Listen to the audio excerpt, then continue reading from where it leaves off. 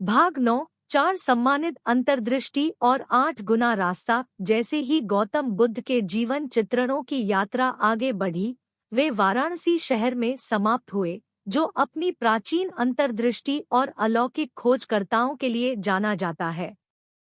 निवासियों को रोशन व्यक्ति की उपस्थिति के बारे में पता था और वे उत्साही दिलों के साथ उसके पाठों पर ध्यान देने के लिए जमा हो गए थे। गौतम बुद्ध ने अपने भाषण की शुरुआत 4 माननीय अंतर्दृष्टि को स्पष्ट करते हुए कि वे प्रमुख नियम जो उनके पाठ के केंद्र की संरचना करते हैं। उन्होंने अनुनय और सरलता के साथ बात की, महत्वपूर्ण अंतर्दृष्टि को इस तरह से व्यक्त किया जो दर्शकों के सदस्यों के दिलों से गूंजी। उन्होंने कहा, प्राथमिक सम्मानजनक सत्य पीड़ा की वास्तविकता है। उपस्थिति विभिन्न प्रकार के दुखों के साथ व्याप्त है, जन्म, परिपक्वता, बीमारी और मृत्यु। जीना जीवन की अपरिहार्य कठिनाइयों और कठिनाइयों का अनुभव करना है। निवासियों ने ध्यान से सुना, पीड़ा के सामान्य विचार और मानव जीवन के क्षणिक विचार को महसूस किया। गौतम बुद्ध के शब्दों ने उन्हें अपने स्वयं के मुठभेड़ों और युद्धों की अधिक गहरी समझ प्रदान की। उन्होंने आगे कहा, दूसरा सम्मानजनक सत्य दोह की शुरुआत की वास्तविकता है। यह लालसा और संबंध से, आनंद के लिए अदम्य लालसा और पीड़ा के लिए घृणा से उभरता है। ये संबंध पीड़ा और निराशा का एक नमूना बनाते हैं। श्रोताओं के सदस्यों ने लालसा और संबंध के विचार पर विचार किया, यह स्वीकार करते हुए कि वे कई मामलों में अपने स्वयं के दोह का कारण कैसे थे। गौतम बुद्ध के पाठों ने उन्हें दुख से मुक्ति के रास्ते की तलाश में अपनी लालसाओं और संबंधों का निरीक्षण करने के लिए प्रोत्साहित किया। उन्होंने कहा, तीसरा सम्मानजनक सत्य पीड़ा के समाप्त होने की वास्तविकता है। अभाव और संबंध से ऊपर उठकर खुद को सहन करने से मुक्त करने का एक तरीका है। सत्य की स्वीकृति के माध्यम से सुलह और अवसर की वास्तविक भावना की खोज की जा सकती है। गौतम बुद्ध के शब्दों ने श्रोताओं के सदस्यों को यह महसूस करते हुए इच्छा की पेशकश की कि सहनशीलता से मुक्ति का मार्ग सुलभ है। वे आत्मज्ञान के माध्यम से सुलह और खुशी की स्थायी भावना की खोज करने के अवसर से प्रेरित थे। चौथा सम्मानजनक सत्य दोह के अंत के मार्ग की वास्तविकता है। उन्होंने समझाया, यह मार्ग 8 गुना मार्ग है, नैतिक और मानसिक सुधार के लिए एक पुस्तिका जो उत्तेजना और स्वतंत्रता को प्रेरित करती है।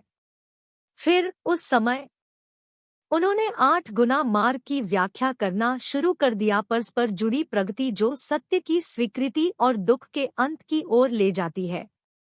सही दृष्टिकोण प्रारंभिक कदम है।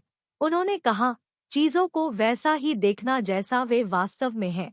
मतिभ्रम और धोखे से मुक्त, सही लक्ष्य के बाद विचारशीलता, सहानुभूति और समझ के लिए गंभीर दायित्व विकसित होता है। सही प्रवचन मौलिक है। गौतम बुद्ध ने रेखांकित किया, ऐसे बोलने वाले शब्द जो ईमानदार, दयालु और अपने साथ साथ अन्य लोगों के लिए भी उपयोगी है। स्मार्ट गतिविधि में भाग ले, नैतिक प्रत्यक्ष का अस्तित्व होना, दूसरों को चोट पहुंचाने से बचना और उदारता पैदा करना। सही नौकरी के बारे में उन्होंने आगे कहा, एक ऐसी नौकरी चुने जो जीवित प्राणियों को चोट न पहुंचाए और समाज में निश्चित रूप से योगदान करे। सही परिश्रम विकसित करें, नकारात्मक प्रवृत्तियों को हराने और सकारात्मक प्रवृत्तियों को विकसित करने की निरंतरता। सही देखभाल महत्वपूर्ण है।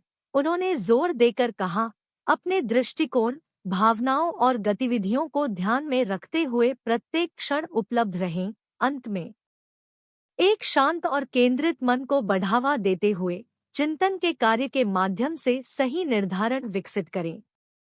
निवासियों ने लेजर जैसे फोकस के साथ ट्यून किया, जो 8 गुना मार्ग की गहराई और चतुराई से मंत्रमुग्ध थे। गौतम बुद्ध के पाठों ने उन्हें विवेक, चतुराई और सहानुभूति के अस्तित्व के साथ आगे बढ़ने के लिए एक डाउन टू अर्थ मैनुअल की पेशकश की, एक ऐसा तरीका जिसने दुख से मुक्ति को प्रेरित किया। जैसे ही सूरज आसमान के नीचे लुढ़का, वाराणसी शहर को एक नाजुक चमकदार चमक से धोया। गौतम बुद्ध के सबक दर्शकों के दिलों में गूंजते रहे। उनकी उपस्थिति और चतुरता उन सभी के लिए एक मार्गदर्शक प्रकाश थी जो सत्य और स्वतंत्रता की तलाश में थे। आगे के खंडों में गौतम बुद्ध के जीवन चित्रणों की कहानी उनके पाठों की गहराई और 4 माननीय अंतर्दृष्टि और 8 गुना मार्ग की असाधारण शक्ति को उजागर करती रहेगी।